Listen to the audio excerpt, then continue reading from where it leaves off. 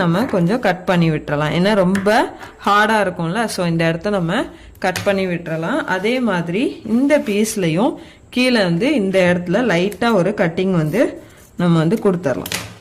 ஓகேவா? கொடுத்துட்டு இப்போ இந்த பீஸ் இப்படி நம்ம இழுக்கிறப்போ இந்த இடம் வந்து உள்ள போயிடும். இந்த பிசுறு பாருங்க உள்ள போயிடுச்சா? ஸோ இது வந்து உள்ள போயிடும். இப்போ வந்து ஒரு அமுக்கு தையல் வந்து நம்ம போட்டுக்கலாம். அமுக்கு தையல்னா டாப் ஸ்டிச். ஓகேவா? இந்த டாப் ஸ்டிச் வந்து நம்ம போட்டுக்கலாம். போட்டுட்டு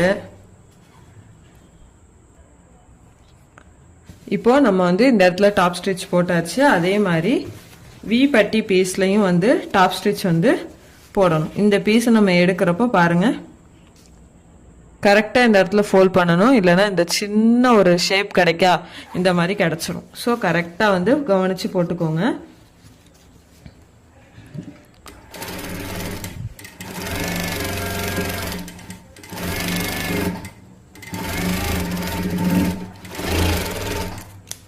இப்போ இந்த இடத்துலையும் வந்து நம்ம வந்து அமுக்கு தையல் போட்டாச்சு. இப்போ என்ன பண்ணணும்னா பிகினர்ஸ்க்கான டிப்ஸ் தான். ஃபர்ஸ்ட் வந்து நம்ம வி பட்டி இருக்கா, இந்த இடத்த வந்து இப்படி ஒரு ஃபோல்ட் பண்ணிக்கலாம். சரிங்களா? சின்னதாக பண்ணுங்க. கரெக்டாக இந்த இடத்துல ஃபோல்ட் பண்ணி இங்கே ஒரு சின்னதாக ஃபர்ஸ்ட் ஒரு தையல் போட்டுக்கலாம்.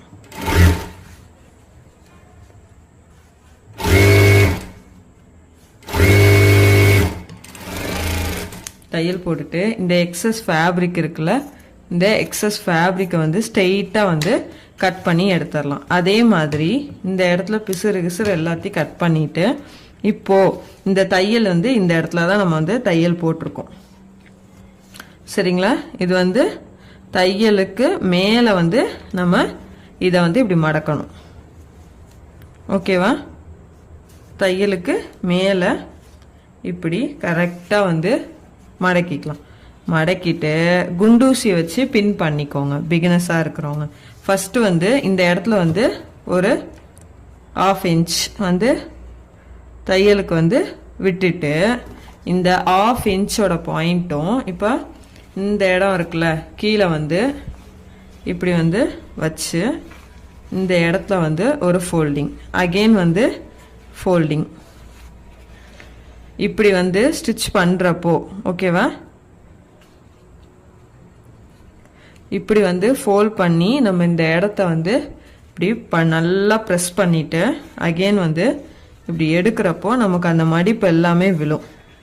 கரெக்டாக